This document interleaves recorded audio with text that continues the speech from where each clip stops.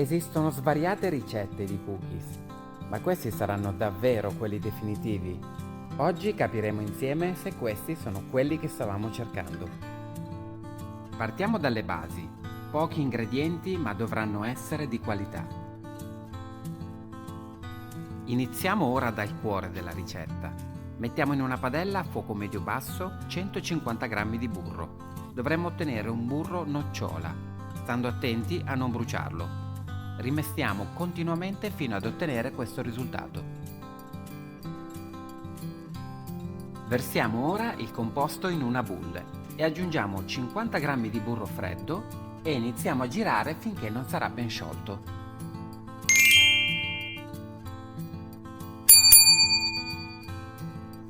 Uniamo 130 g di zucchero di canna moscovado. Questo tipo di zucchero è fondamentale per questi biscotti, perché darà la consistenza e il sapore che stiamo cercando. Aggiungiamo anche 60 g di zucchero semolato e 2 cucchiaini di sale, che daranno il contrasto giusto ai nostri biscotti.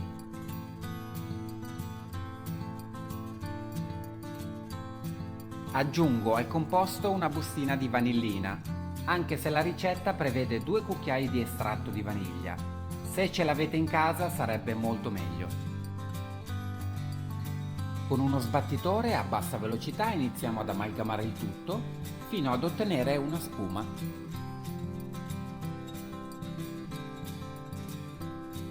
Inseriamo un uovo intero ed un tuorlo e continuiamo ad amalgamare per circa 2 minuti, sempre a bassa velocità.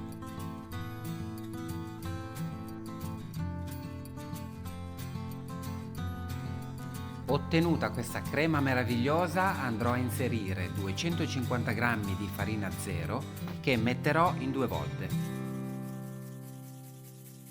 e 12 g di bicarbonato di sodio, quello che gli americani chiamano baking soda.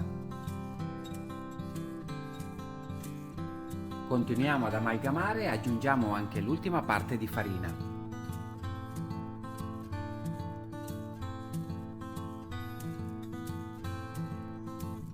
Credetemi, ha un profumo che verrebbe già voglia di mangiarlo così.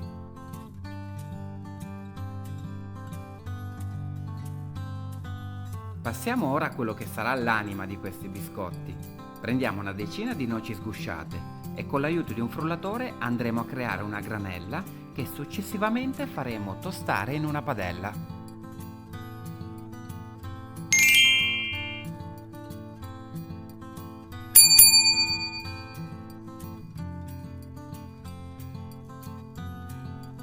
Una volta tostate, uniamole al composto e prepariamo l'altro ingrediente chiave. Anziché le classiche gocce di cioccolato, userò 2 tavolette di cioccolato fondente al 75%, sono circa 220 g. Andiamo a tagliarle grossolanamente.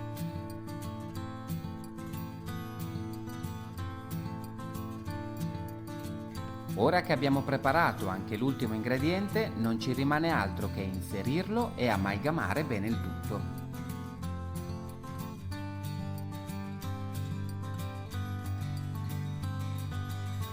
Se avete seguito bene tutti i passaggi, questa sarà la consistenza che otterrete. Copriamo bene con pellicola e lasciamo riposare almeno 2 ore.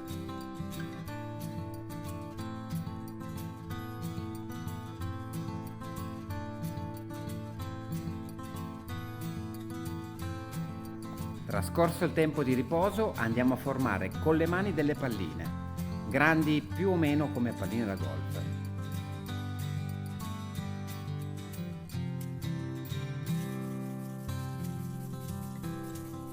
Ora che abbiamo formato le nostre palline, lasciamole riposare un'altra ora dentro una teglia, coperte sempre con pellicola.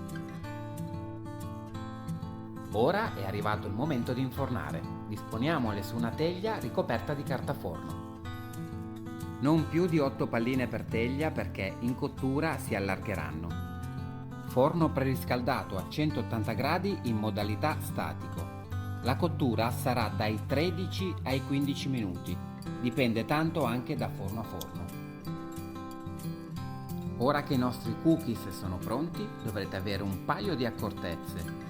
I biscotti dovranno essere trasferiti subito su una gratella a raffreddare, altrimenti si rischierebbe che l'umidità faccia bagnare il biscotto sotto e rovinerebbe tutto il nostro lavoro. La seconda cosa a cui dovrete prestare attenzione è la consistenza. I biscotti appena sfornati vi sembreranno crudi perché saranno mollicci, però fidatevi che non lo sono. Prendeteli molto delicatamente con una spatolina e trasferiteli nella gratella. Aspettate almeno mezz'ora che si raffreddino prima di mangiarli. Se ci riuscite ovviamente, sarà molto difficile.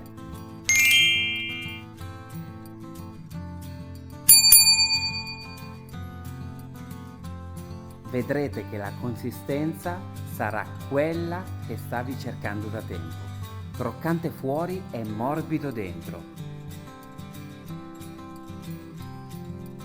E ora posso finalmente dirlo. Sì, questa è la ricetta definitiva dei cookies.